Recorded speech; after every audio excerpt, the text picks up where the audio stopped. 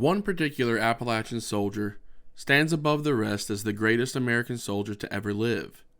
His name was Alvin York, and his actions in World War I saw him receive the Medal of Honor and the French Legion of Honor, among many others. He embodies what it means to be an Appalachian and fight despite despising war. Alvin York was born in a log cabin in Fentress, Tennessee, in what is now a community called Pall Mall, on December 13, 1887. The York family was a poor family. They farmed so they could feed the large family they maintained. Alvin attended a total of 9 months of school over several years before withdrawing completely to help on the family farm. When Alvin's father passed in 1911, as the oldest sibling nearby, he had to help his mother take care of the family. He did so by getting a second job in Harriman, Tennessee.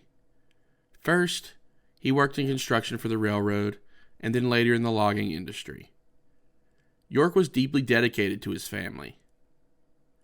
By far, York's largest flaw was his alcoholism. Despite being a good family man, when he drank, he turned into a fighting machine. He fought in nearly every saloon he went into. After several arrests and the death of his best friend in one of his fights, Alvin's mother, who was a pacifist, worked to help Alvin change. Alvin had always attended church throughout the years, but his dedication to the Bible intensified when he had a revelation on New Year's Day, 1915. He was transformed into a new man who no longer drank and who took a firm stance against any and all violence, including war. In 1917, Alvin York registered for the draft.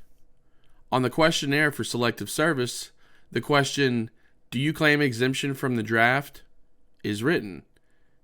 York answered yes, he didn't want to fight. York continued his path as a conscientious objector by appealing the first decision that denied him the unique status. At the time, even a conscientious objector had to serve, but the military would try to limit an objector's duties to roles that did not involve active conflict. So Alvin York was sent to Camp Gordon, Georgia, to start training. Interestingly, York would fully deny ever being a conscientious objector, despite his mother and pastor working actively to get him discharged for religious reasons. Over the years Alvin lived in the mountains, he had learned to hunt.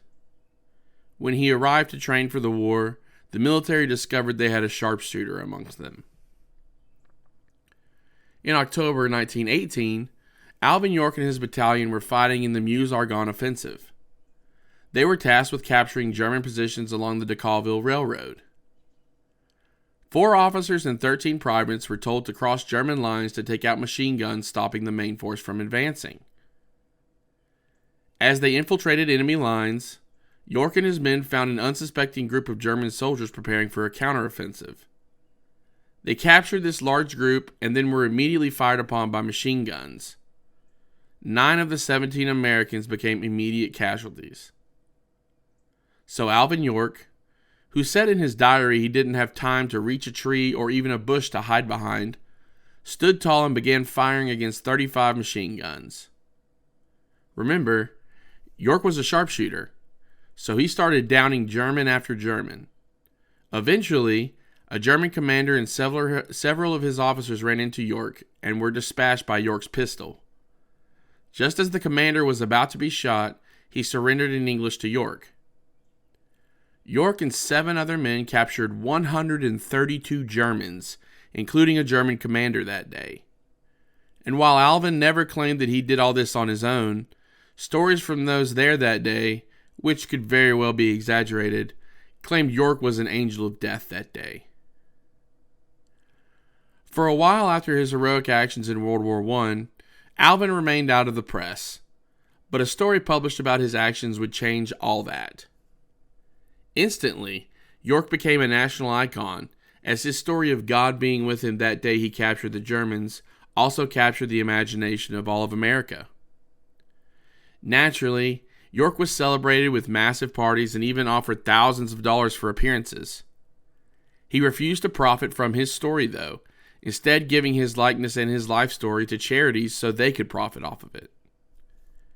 In 1941, the movie Sergeant York was made about the life of Alvin York. He would then go down in history as one of the greatest American soldiers to ever live.